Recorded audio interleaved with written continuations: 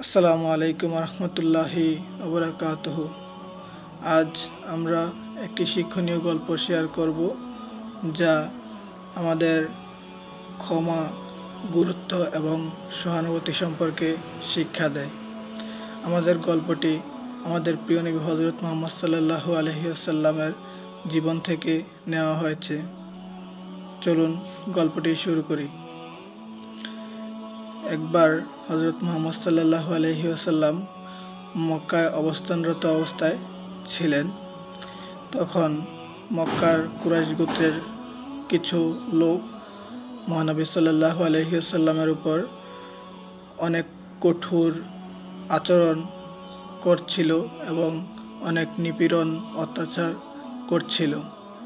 এমনকি তারা মহানবী হযরত মুহাম্মদ সাল্লাল্লাহু আলাইহি ওয়াসাল্লামকে হত্যার পরিকল্পনাও করিয়েছিল। কিন্তু তখন আল্লাহর নির্দেশে মহানবী হযরত মুহাম্মদ সাল্লাল্লাহু আলাইহি ওয়াসাল্লাম মক্কা থেকে মদিনায় হিজরত করতে চলে গেলেন এবং কি পরবর্তীতে মক্কা বিজয় করলেন। তখন তিনি তার শত্রুদের প্রতি কি আচরণ করলেন?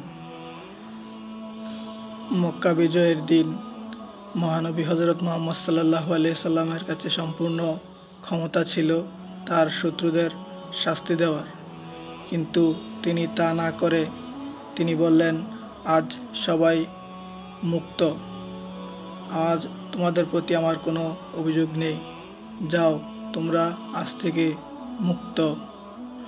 হাদিসে বর্ণিত আছে যে হযরত মুহাম্মদ সাল্লাল্লাহু আলাইহি ওয়াসাল্লাম বলেন, যে ব্যক্তি ক্ষমা করে আল্লাহ তার মর্যাদা বাড়িয়ে দেন। সহিহ মুসলিম হাদিস। এই ঘটনা আমাদেরকে শিখায় যে ক্ষমা একটি মহৎ গুণ।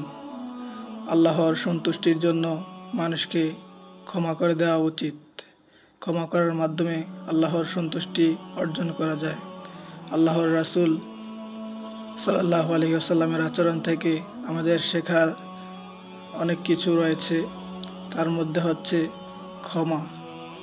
আল্লাহর রাসূল যেভাবে তার শত্রুদেরকে ক্ষমা করে দিয়েছিলেন, ঠিক তেমনিভাবে আমরাও আমাদের শত্রুদেরকে ক্ষমা করে দিই, তাহলে আল্লাহর সন্তুষ্টি অর্জিত করতে পারব। ক্ষমার গুরুত্ব। ইসলামে ক্ষমাকে একটি মহৎ গুণ হিসাবে বিবেচনা করা হয়। শুধু অন্যকে ক্ষমা নয়, নিজের আত্মার প্রশান্তির জন্য ক্ষমার প্রয়োজন। সহানুভূতি ও প্রতিশোধ নেওয়া থেকে ক্ষমা করা অনেক কঠিন কাজ, আর এটির মাধ্যমে আল্লাহর সন্তুষ্টি অর্জিত হয়। আল্লাহর সন্তুষ্টি অর্জন। মানুষেরকে ক্ষমা করে দেওয়ার মাধ্যমে আল্লাহর সন্তুষ্টি অর্জন করা যায়। তাই আমরা মানুষকে ক্ষমা করে দিব এবং কি আমাদের শত্রুদেরকে ক্ষমা করে দিয়ে আল্লাহর সন্তুষ্টি অর্জনের চেষ্টা করব।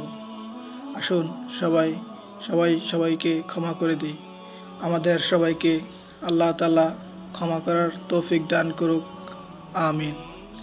আসুন সবাইকে ক্ষমা করে দিই। আমিও আপনাদেরকে ক্ষমা করে দিয়েছি। আপনারাও আমার ভুল ভ্রান্তি হলে আমাকে ক্ষমা করে দিবেন। সবাই শত্রুদেরকে ক্ষমা করে দিবেন। ক্ষমা করার মাধ্যমেই আল্লাহর সন্তুষ্টি অর্জন করা যায়। আজকের ভিডিওটি যদি ভালো লাগে, সবাই ভিডিওটি শেয়ার করবেন এবং আমার আইডিটি ফলো দিয়ে পাশে থাকবেন। ধন্যবাদ সবাইকে। আসসালামু আলাইকুম।